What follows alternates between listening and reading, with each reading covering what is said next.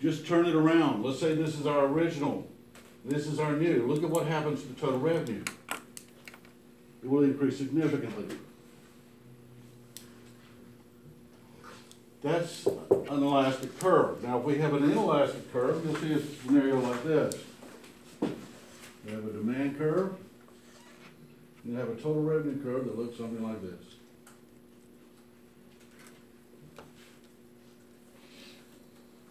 It has yet to reach its apex. Because if we go off the graph, this is probably the area where elasticity demand is equal to 1. So that means everything over here is what? Inelastic. And elasticity demand is less than 1. Let's see what happens to total revenue when we raise the price over here. Let's say this is the original price, price is 0. Here, I need to take that up a little more.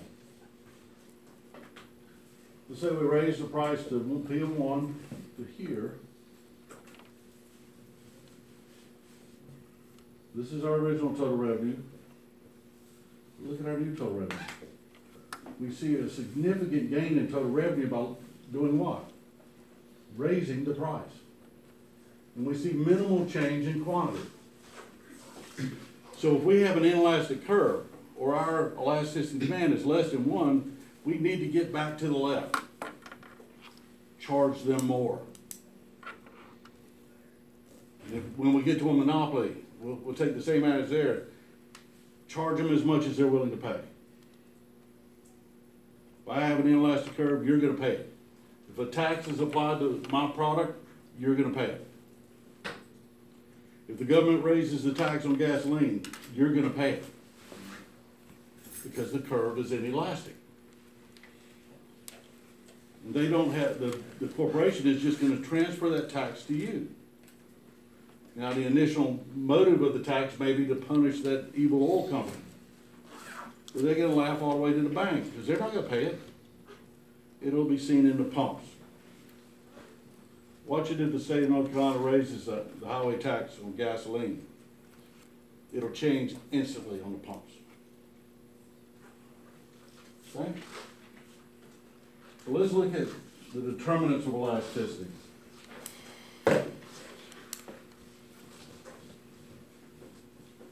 I'm going to draw 2 graphs for it, and then we're going to discuss it. The first one is availability and the closest of substitutes. I'm going to draw 2 graphs.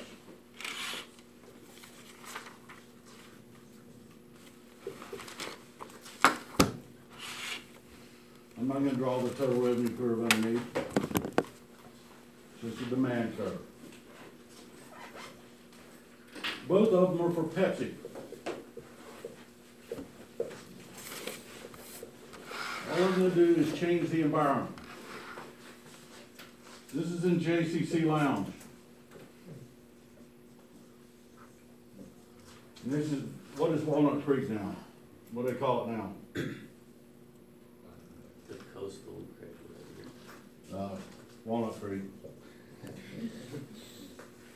In whatever form it is today.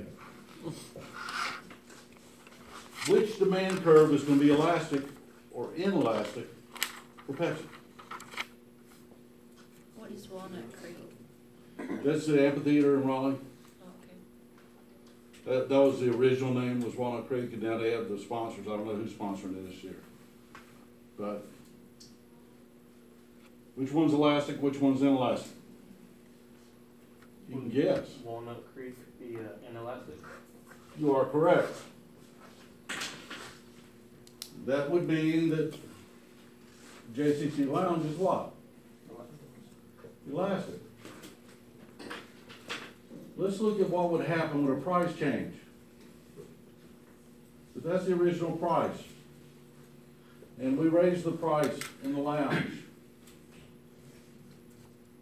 on Pepsi, what's going to happen? Not a lot of people to buy it. Why are they not going to buy it? And what are they going to do in place it? In place of the Pepsi, what are you gonna buy? Coke. Coke.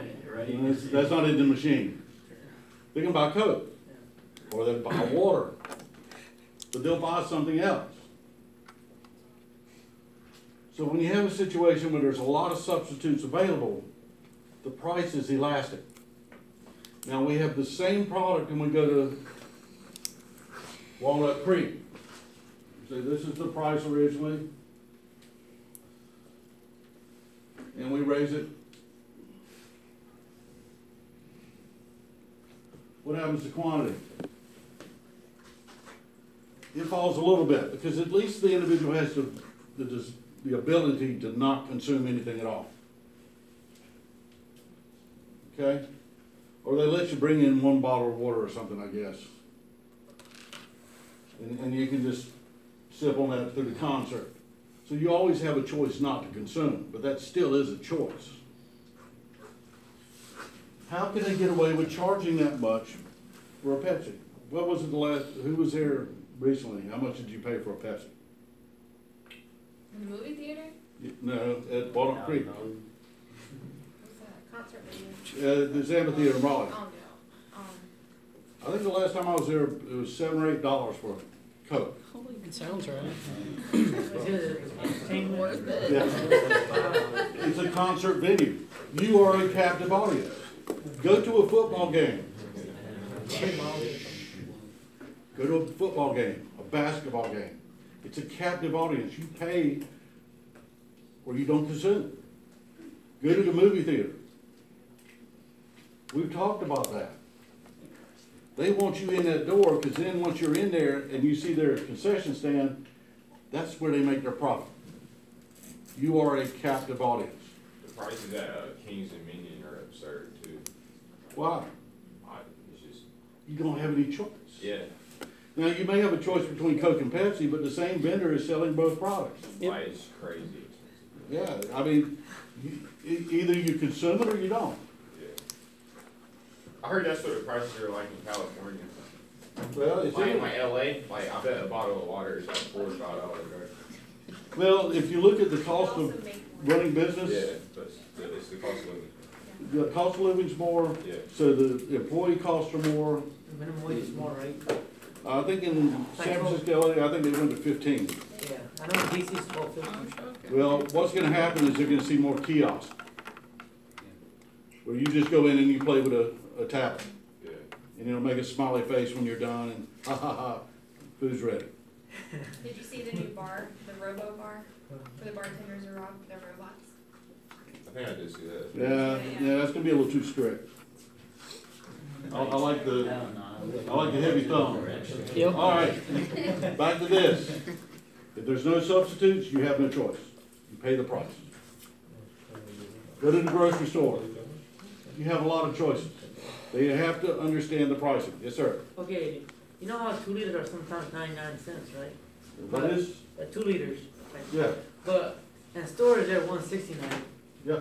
So why do customers complain when the 2 liters is 189, but the thing is like 20 cents cheaper, the 24 ounce? They're not paying attention is what it is. It's like anything, buyer beware, and the person with the greatest knowledge wins. I know people that can tell you when Pepsis and Cokes go on sale. And they buy enough Pepsis and Cokes to wait until the next sale. Doesn't matter if it's cans or 2 liters. They're that observant. Now you have other people that they wait till the last minute, they stop at the convenience store and pay $3 for a soda. So that's based on convenience. I don't agree with that. Why not? I mean, like, you can get a 2 liter for 99 cents. But Well, you drive over there and get in line and wait and get it. yeah. Go park at Walmart and go in there and get one drink. Yeah, like 189. Yeah. It's gotta- Crazy. It's convenience, that's all it is. It's immoral. Well, gouging is immoral. Convenience is not, according to law. This is table saw. That is inelastic. This is Hatteras Yacht Company.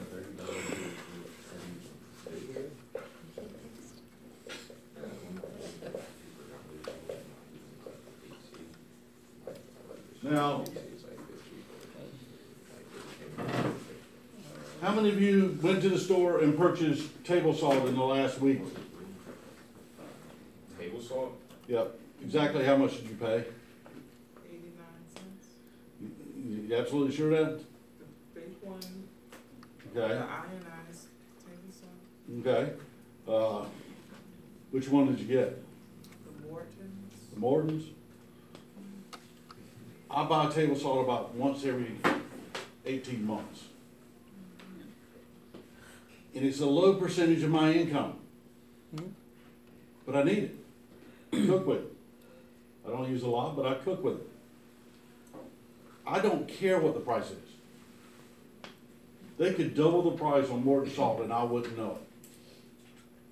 Because my purchases are so far apart and it's a small percentage of my income. Where was the table salt located on the shelf? At the bottom. At the bottom, about mid-road. Why is it there? Because nobody cares. So they just grab it and don't look at the price. They grab and move. They should raise your prices Well, they should. like $10 a pop. No, that would probably slow me down. That'd slow a lot of people down. They have to be reasonable. You know, they have to understand the market they're in. But if they did raise the price, I'd still buy it.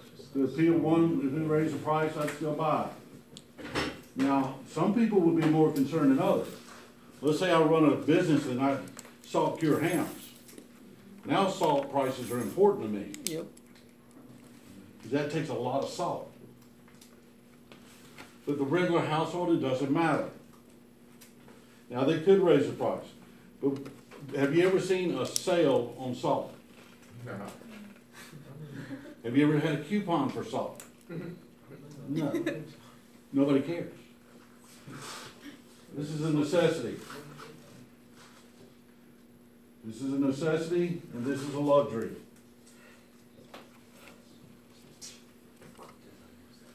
Now, with the demand curve here, let me go through a little scenario that occurred about 45 years ago that should taught us a valuable lesson in taxation. In their infinite wisdom, about 45 plus years ago, they decided it was unfair that anybody had the ability to own a yacht or an airplane or an expensive car. So they created a luxury tax. And the luxury tax was to make those individuals that had the ability to buy pay more. I was in general aviation then. I was a federal inspector. I was an A&P mechanic, so I could rebuild the airplanes from the ground up. When they put that tax in place, I had consumers come to me that were looking at buying the new airplanes or upgrading, and they asked what I could do. And I told them I could strip the interior out, put you a whole new interior in, change all your avionics and navigation packages. I can upgrade your engines, props. I'll repaint the airplane. I'll strip it down and paint it any color you want. They chose to do that instead of buying new airplanes because they were not willing to pay the tax. Hatteras Yacht Company is in Little Washington, North Carolina, just outside of there. They build fishing vessels and motor yachts. People that had orders with them that were already in production gave up their deposit to get out of it. Individuals that were designing the purchase canceled their orders. Hatteras Yacht Company went bankrupt. They laid off about 3/4 of their workforce, if not more. The aircraft manufacturers, Piper, Mooney, Cessna, Beechcraft, they all went in bankruptcy. I think Cessna had about 20,000 employees, and so did Piper. They were all reduced to less than 1,000. Geographically, they were in similar locations, so the towns around them were devastated. Because those individuals who were making good money were now making what? Zero. No, they won't get zero, they got unemployment benefits, which is, you know, it's tough to live on that. Yes, sir. One of my mom's friends, her family owned a boat company. It's like a fiberglass boat company, but somehow they were, I don't know how they were categorized, but they were in the luxury, basically. And so they had to stop, they stopped making, like, from brand new, and they started doing mostly repairs and patchwork and stuff like that. And refurbish, yeah, because they had no choice. What happened to the local car dealership? They didn't sell as many new cars. The new home builder didn't build as many homes. The jewelry shop didn't sell as many diamonds. The food store didn't sell as many ribeye steaks. The whole economy was devastated by this. The General Accounting Office, which is referred to as the GAO, which they go through all the numbers before and after taxes are created, or given back, or refunds. They determined that the government actually paid out more money than they ever received from that luxury tax. Because of unemployment insurance, health insurance, education, everything was involved. So if we place a tax on a luxury item, we have to realize that that's what's going to happen to them. And who's going to pay the tax? We are. The business is going to try to cover as much as they can to keep the quantity. But that cuts in their margins, then they become unprofitable, and then they have to shut down. I've rebuilt multiple airplanes from scratch. I had one in one of 18 karat gold flake. He brought actual flake out to me in a cup. And I had the whole airplane painted, and I was going to paint one stripe gold with some metal flake in it. And he called me up and said, "Have you still got the paint?" I said, "Yeah." "I haven't put the flake in it yet." He said, "Well, just wait a minute." He said, "I'll be there." And he brought that flake out. And while the two of us were there, I taped off the whole airplane and painted a strip about like that, all the way around the airplane, an 18 karat gold flake. It was like sandpaper when you ran your fingers across it when it was dry. But it sparkled. Why did he do that? I have no idea. But he chose to do it. Because he could. Because he could, and he paid me to do it. And I did it because he paid me to do it.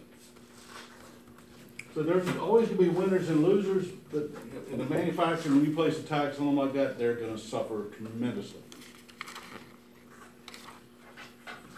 Any questions about that? All right.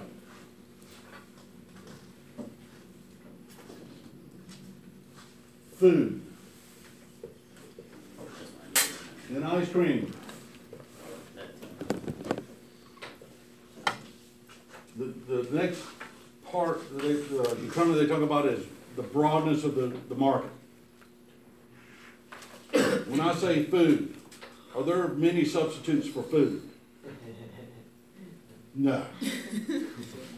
Now, they do. I saw images out of Venezuela that they were purifying, they were pounding down mud to a powder, or dirt to a fine powder, or clay, and once they got it broken down, they spread it out in little patties in the sun.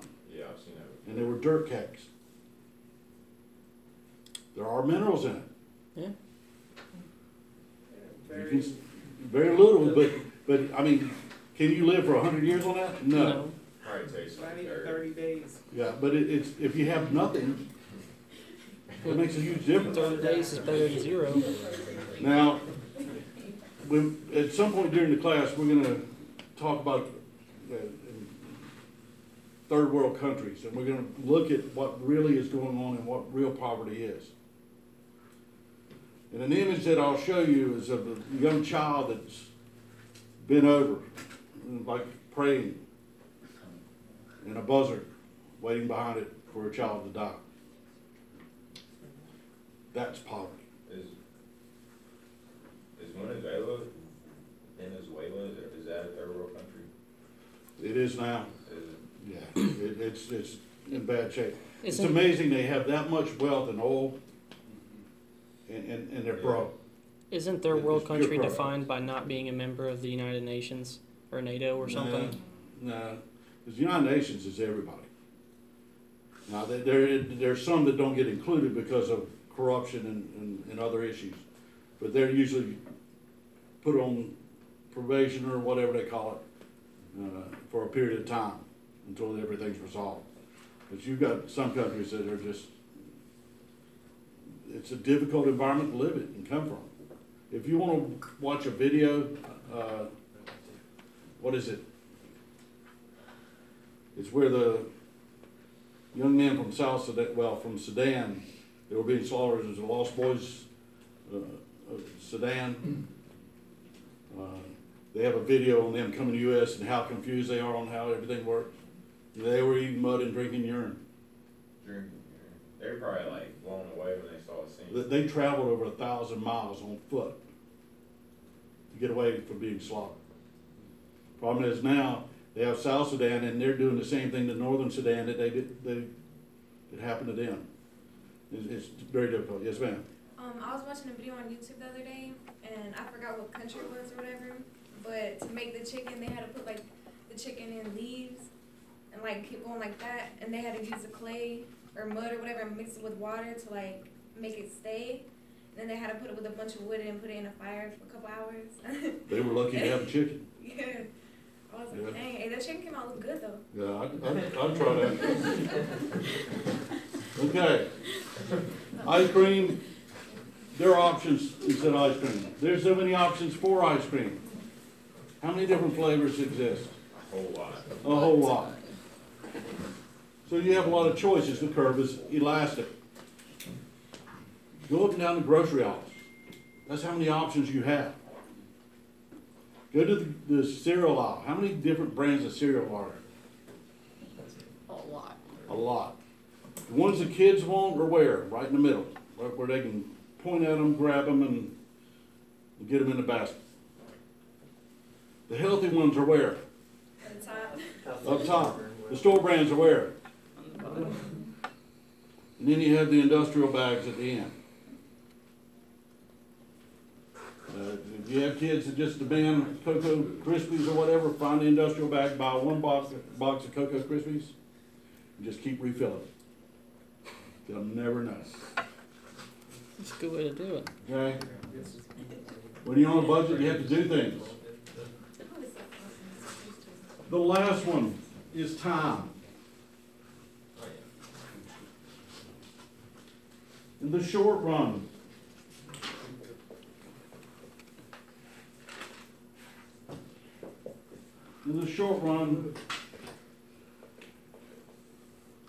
man curve is inelastic. Let's say this is gasoline.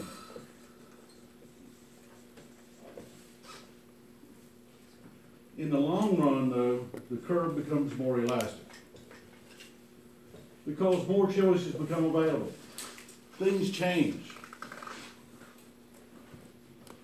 There are individuals and companies working with hydrogen-powered cars. We're working on batteries. That's our biggest problem right now is the battery. If we can come up with a battery where you can drive 1,000 miles on a charge, we will shift to electric cars.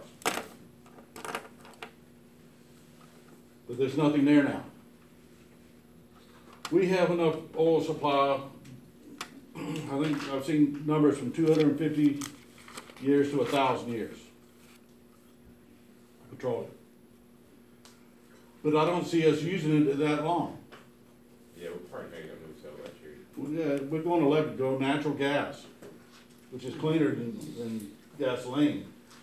But it's going to change. Our lifespan is a short blip in time.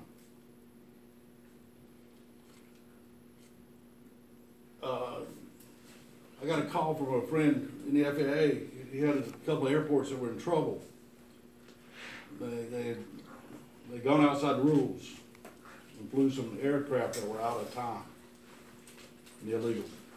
and they had some huge fines facing them. And he told them if they hired me, because he knew I was looking for another job, that they would negotiate the fines. So they hired me. First day I was there, I had a glass window that was about 15 feet from the door. And I heard the door close and I heard this shuffling sound. There was an airplane that was pulled into the hangar and had the door open because it was raining outside.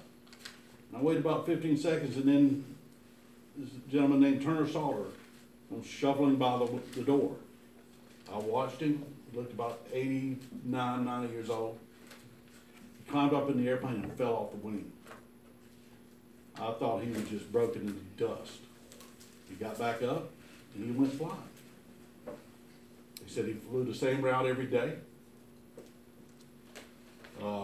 He was the oldest living active pilot in the world at that time. That was at 92. I flew with him when he was 94 and a half, somewhere in there. And he continued flying until I think 96 or 97. Alone. His pilot's license was signed by one of the Wright brothers. Cool. For real? Dang. Because this was in 84, 85. He started flying in the very beginning. He was trained by the first flight instructor in North Carolina. It actually was, his home place was over in Harnett County. I can't think of the little town. But he trained him to fly. And Turner continued to fly. Flew around in World War I, but he had issues, so he was more cargo and stuff. He did some flying in World War II, but it was domestic stuff, mail and so forth. But he just loved to fly. I flew with him. We went to this one place right over a radio antenna, and he saw the ADF flip over, and he said, "Guess where we are?" I knew where we were at. I said, "I don't know." And he jokingly pointed out where we were, and we turned around and went back. Perfect takeoff and landing. But that's how short a period of time we're looking at. The group of you don't even know what life is like without a smartphone in your hand and texting. I remember being attached to the wall, and you thought you were cool if you had that long extension cord you could drag all the way across the house. It's changed a lot, folks. And I'm not going to guess where we're going to be in 20, 30, or 40 years. If we look at the internet, the boom was in the 90s. Look at where we're at now. The smartphone. Same thing. We are going to continue to evolve. And whatever's in the short run now, and inelastic, will become elastic.